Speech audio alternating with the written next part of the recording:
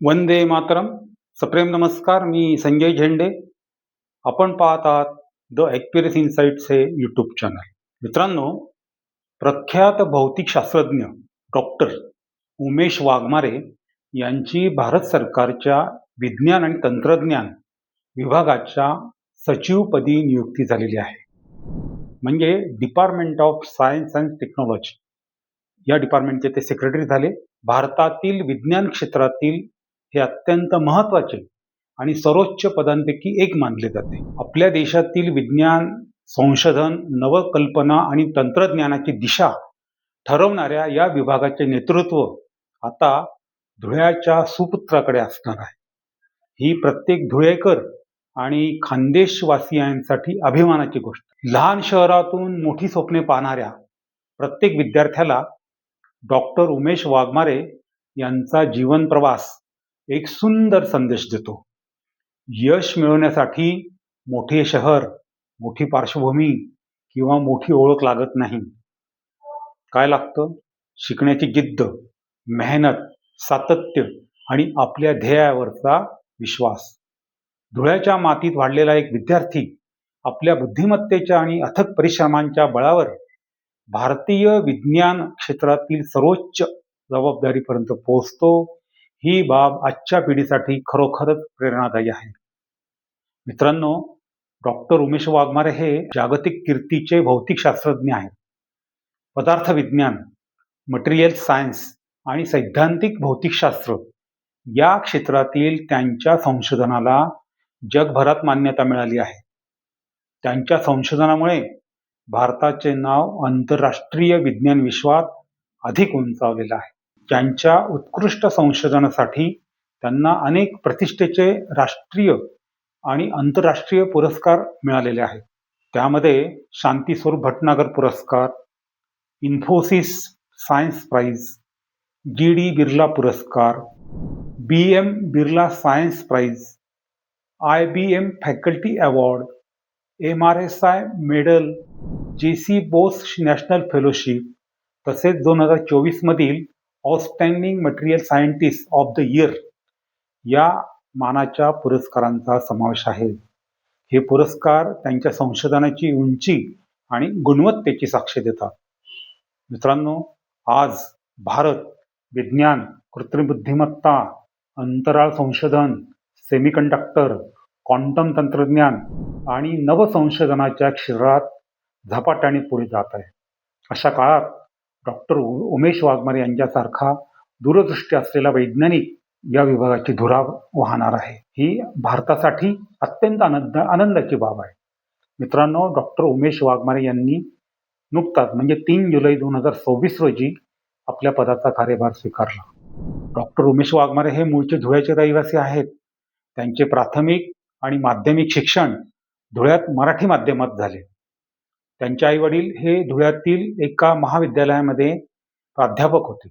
मित्रांनो, विज्ञान क्षेत्रातील प्रतिष्ठेचा पुरस्कार प्राप्त असलेले शांतीस्वरूप भटनागर हा पुरस्कार प्राप्त असलेले उमेश वाघमारे यांच्या नियुक्तीबद्दल आपण आपल्या या ॲक्युरेस चॅनल्सतर्फे त्यांचं हार्दिक अभिनंदन करू. त्यांना दूरध्वनी करून मी अभिनंदन केलेलं आहे आणि आपल्या या चॅनलसाठी ते सविस्तर मुलाखत देणार आहेत. त्यांनी ते मान्य केले आहे. प्रश्नांची देवाणघेवाण सुद्धा झालेली आहे आणि आपण लवकरच ती मुलाखत प्रसारित करणार आहोत. मित्रांनो, आज आपण काय करणार आहोत माहिती का? उमेश वाघमारे यांचं धुळे शहराशी नातं आहे. शहरात त्यांचं प्राथमिक बालवाडी ते 12वी पर्यंतचं शिक्षण त्यांचं झालं. धुळे शहराविषयीच्या त्यांच्या ज्या काही आठवणी आहेत त्या आपण जाणून घेणार आहोत. त्यांना बालवाडीला प्रवेश का नाकारण्यात आला? त्यांचे बालपणीचे मित्र कोण होते? धुळे शहरात ते कधी येतात? त्यांनी कोचिंग क्लास किंवा कुठलाही क्लास लावला किंवा नाही? याविषयी त्यांचे ज्येष्ठ बंधू आणि सुप्रसिद्ध नेत्ररोग तज्ज्ञ डॉक्टर संजय वाघमारे यांच्याशी आज आपण संवाद साधणार आहोत.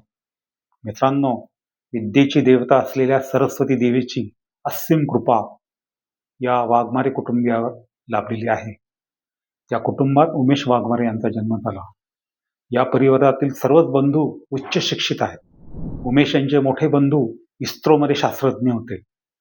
क्रमांक 2चे बंधू प्रसिद्ध नेत्ररोग तज्ज्ञ डॉक्टर संजय वाघमारे यांच्याशी आपण संवाद साधणार आहोत.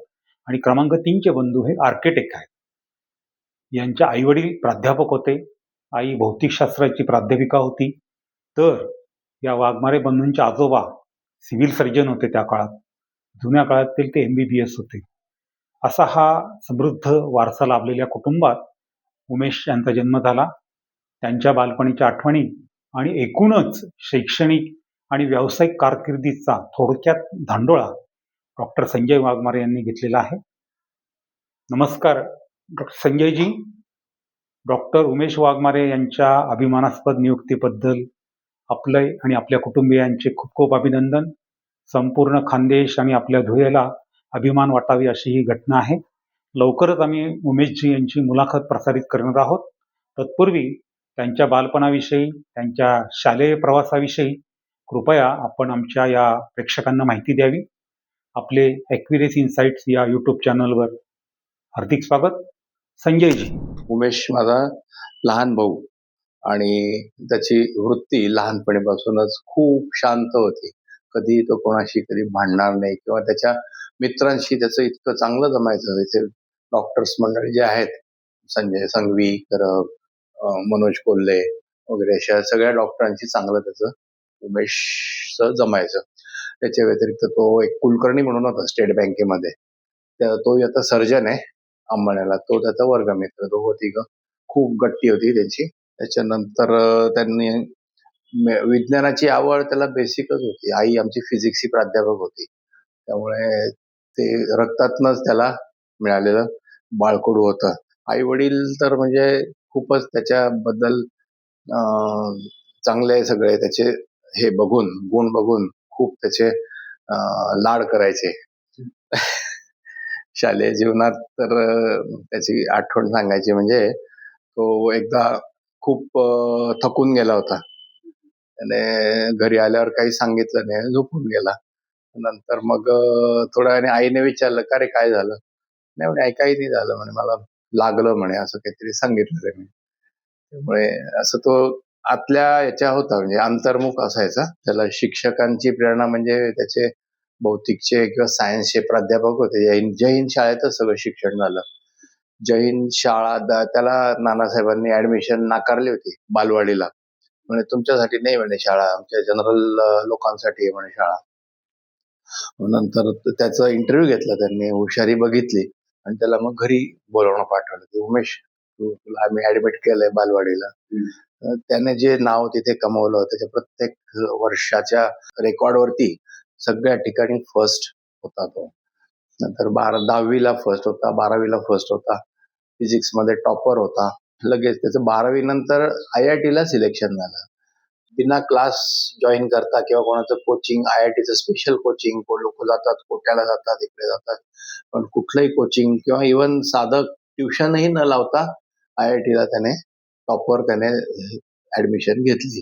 आणि तिथे बीटेक झाल्यानंतर इंजिनिअरिंग फिजिक्स विषयामध्ये त्याला बीटेक झाल्यानंतर त्याला MS करायची इच्छा होती. तो येल युनिव्हर्सिटीमध्ये त्याने तिथे ऍडमिशन घेतली. त्याला स्कॉलरशिप वगैरे मिळाली. सगळंच म्हणजे जसं आई वडिलांना फक्त त्यांना त्याच्याशी बॅकअप करायला लागलं. आर्थिक दृष्टीने तो तिथेही स्वतंत्र होता. तिथून त्याने बोस्टनला हार्वर्ड युनिव्हर्सिटीमध्ये 12 वर्ष जॉब केला. तिथे तो प्रोफेसर होता इंजिनिअरिंग फिजिक्स मध्ये. सॉलिड स्टेट मटेरियल्स मध्ये त्याने स्पेशलायझेशन केलं. नॅनो टेक्नॉलॉजीवरती त्याने पुष्कळ अभ्यास केला. आणि ही प्रेरणा रक्तातनच आईकडनं मिळाली असं आम्हालाही वाटतं. आणि खरोखर तसंच आहे. आता मी बाकी विद्यार्थ्यांना तो प्रेरणादायी ठरेल हे तर निश्चितच आहे.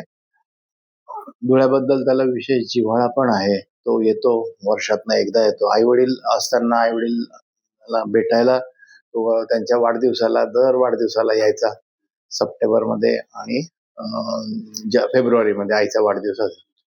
तो एकही वर्ष त्याचं चुकलं नाही. म्हणजे आई वडिलांबद्दल खूप त्याची हे होती, जवळीक होती आणि प्रेम होतं. ही नियुक्ती त्याची जी झाली DST सचिवपदी, तर त्याला मी विचारलं का रे हे खूप मोठं पद तुला मिळालं? तो म्हणला की नाही म्हणे, मी काहीच केलं नाही म्हणे, मला ते आपोआप मिळालं. कोणाचं म्हणजे मेरिट, प्युअरली मेरिट बेसिसवर त्याला ते मिळालं. एवढं त्याचं यशाचं सगळं श्रेय त्याच्या वातावरणाला. आई वडील जॉब करायचे, प्राध्यापक होते, त्यामुळे आमचं सगळं आयुष्य कॉलेजच्या टायमामध्ये सांभाळणाऱ्या मेडकडे असायचं, त्या सांभाळणारी एक आया होती. आम्ही चौघही भाऊ त्याच आयाकडे आमची वाढ झाली आणि चांगलं झालं सगळ्यांचं. मोठा भाऊ आहे ऍडलेडला आहे, तो इस्रोमध्ये होता. इस्रोमध्ये अहमदाबादला त्याने सायंटिस्ट म्हणूनच काम केलं. रिटायरमेंट नंतर त्याची मुलं तिकडे ऍडलेडला गेल्यामुळे तो पण ऍडलेडला सेटल झाला. मी 2 नंबर माझं डोळ्यांचं हॉस्पिटल आहे. त्याची वहिनी म्हणजे माझी मिसेस दत्तांची स्पेशालिस्ट आहे. लहान भाऊ माझा म्हणजे त्याच्यापेक्षा थोडा मोठा, तो आर्किटेक्ट आहे आणि तो चौथा.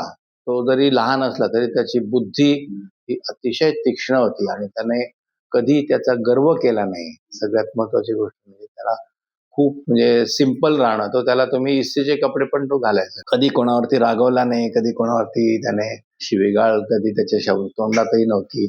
अतिशय सॉफ्ट स्पोकन असा त्याची वृत्ती होती आणि तीच त्याला पुढे प्रोग्रेस करायला कारणीभूत झाली. वडील आणि आमचे आजोबा म्हणजे उमेशचे आजोबा हे सिव्हिल सर्जन होते. ते पुण्यालाच तिथे शेवट रिटायरमेंट नंतर सेटल झाले. त्यांच्या फिरस्ती असायच्या, कुठे माथेरान किंवा कुठे दापोली असं त्या ठिकाणी. ते पूर्वीच्या काळचे MBBS होते आणि त्यांचं पण मार्गदर्शन प्रोत्साहन त्याला असायचं. आणि उमेशचं म्हणजे मामकुळ म्हणजे जळगावचं बेसिक होतं. आई चोपड्याला शिकली, तिने BSc केलं. त्या काळी BSc होणं सायन्समध्ये आणि त्या बेसिसवरती त्यांना जॉब मिळाला. SSVP ला पहिले सोलापूरला होते, नंतर मग दोघं जण आई आणि वडील SSVP ला प्राध्यापक म्हणून सुरू केलं त्यांनी आयुष्य धुळ्यामध्ये. पहिल्या सुरू भाड्याच्या घरात असायचो, त्यावेळेस आम्ही दोघंच होतो मोठे भाऊ. नंतर मग स्वतःचं घर बांधल्यानंतर इथे प्रोफेसर कॉलनीत आमचं सगळं प्रोग्रेसच झाला. मित्रांनो, आत्ताच आपण उमेश वाघमारे यांच्याविषयी डॉक्टर संजय वाघमारे यांचे जे ज्येष्ठ बंधू आहेत त्यांच्याकडनं माहिती जाणून घेतली. ही मुलाखत आपल्याला कशी वाटली ते अवश्य कमेंट बॉक्समध्ये सांगा. विशेष म्हणजे डॉक्टर उमेश वाघमारे यांच्या मुलाखतीचा भाग आपण लवकरच प्रसारित करणार आहोत. ही मुलाखत आपण पाहण्यासाठी हे चॅनल आपलं सबस्क्राईब करणं आवश्यक आहे, म्हणजे आपल्याला या मुलाखतीच्या व्हिडिओचा नोटिफिकेशन प्राप्त होईल. जय हिंद.